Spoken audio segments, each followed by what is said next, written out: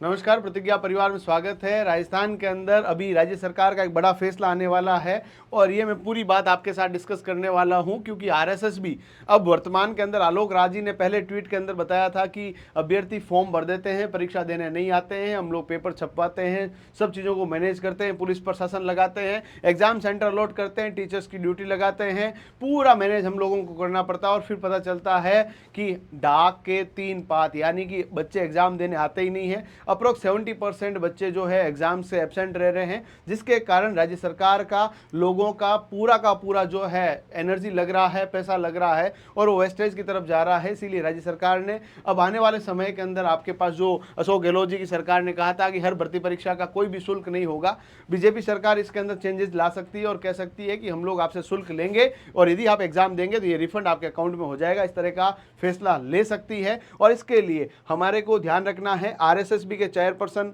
जो है वो आलोक राज जी है और सचिव है जिनका नाम है भागचंद बदाल। डॉक्टर भागचंद बदाल ने यहाँ पर लिखा है, काफ़ी कैंडिडेट फॉर्म भरने के बाद परीक्षा में नहीं बैठते, जिसके कारण सार्वजनिक धन व संसाधनों का काफ़ी अपव्यय होता है और इसी के कारण हमारा सोचना है कि ऐसे कैंडिडेट की एग्जाम फी लगनी चाहिए। पिछले समय एक परीक्षा के अंदर ओनली 28% कैंडिडेट की उपस्थिति रही है। आज कनिष्ठ अनुदेशक की परीक्षा की सुबह 58% लोगों ने परीक्षा दी है। ये बहुत गंभीर विषय है। हमें व्यवस्था सभी के लिए करनी पड़ती है, जिससे आम जन की जेब से आने वाले धन का अपव्यय होता है। हमें जिम्मेदार नागरिक बनना होगा। अंततोगत्वा हम हमारा खुद का ही नुकसान कर रहे हैं, यह किसी के भी हित में नहीं है। हमें सकारात्मक दृष्टिकोण अपनाना चाहिए। कैंडिडेट को सिर्फ विरोध करने के लिए विरोध नहीं करना चाहिए। कुछ कैंडिडेट का तर्क है कि किसी के साथ कोई दुर्घटना भी हो सकती है, जिसके कारण वो अपीयर नहीं हो पाता। हमारा कहना है कि जो फॉर्म भरकर परीक्षा में नहीं बैठते उनसे फी लगनी चाहिए, क्योंकि 40% 70% कैंडिडेट के कोई जेन्युइन कारण नहीं हो सकता। उचित कारण वाले को भी फी वापस की जा सकती है। यानी इन्होंने इस तरह का सजेशन दिया है कि अब जो लोग परीक्षा नहीं दे रहे हैं उनसे हम लोग शुल्क लेना चाहेंगे।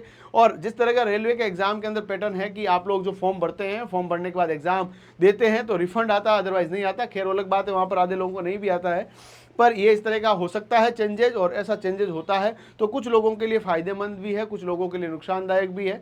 अब हम लोग अध्यापक के रूप में हम लोग अपने बच्चों के लिए यही चाहते हैं कि भाई उनका सिलेक्शन हो। कई ऐसी विपरीत परिस्थितियों के अंदर बच्चा पढ़ रहा है जिनके पास 300-400 रुपये भी बहुत बड़ा अमाउंट है, जहाँ पर फॉर्म भरने के लिए उनके पास इतना पैसा नहीं है। उनके लिए राज्य सरकार को एक नए तरीके से, नए सिरे से सोचने की आवश्यकता है।